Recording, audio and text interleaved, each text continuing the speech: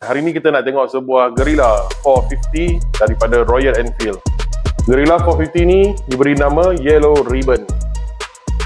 Guerrilla 450 hadir dengan tangki sebesar 11 liter yang boleh travel dianggarkan sekitar 300 km. Okey, Guerrilla hadir dengan meter TFT fully digital. Ya, dan dia boleh dikawal menggunakan toggle di sebelah sini. Okey, dan juga ada home button di sebelah sini adalah home button untuk back. Okey.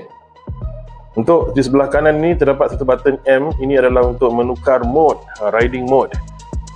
Guerrilla 450 ni hadir dengan enjin single cylinder 452cc yang boleh menghasilkan 40 horsepower dan juga 40 Nm of torque. Dia juga datang dengan sistem gear 6 speed gearbox. Dia menggunakan liquid cool sebagai cooling system. Hadir dengan sistem brake caliper dari By-Brake dan juga sistem ABS depan dan belakang. Tayar depan menggunakan tayar dari Seat dengan saiz 120/70 rim 17 dan saiz tayar belakang adalah 160/60 rim 17 juga dari jenama Seat. Suspension hadapan menggunakan teleskopik dari Showa. Sistem suspension belakang menggunakan sistem monoshock, boleh laras.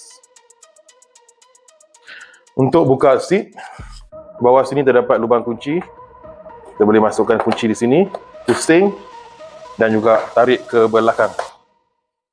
Bawah seat akan ada tools dan di bawah ini sistem motosikal, bateri, fuse, relay dan sebagainya.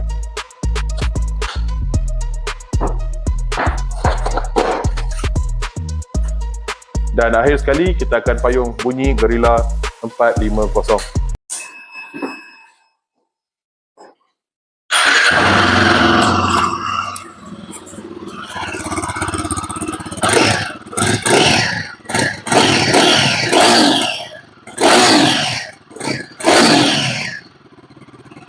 Okey kawan-kawan, macam mana? Okey tak okey?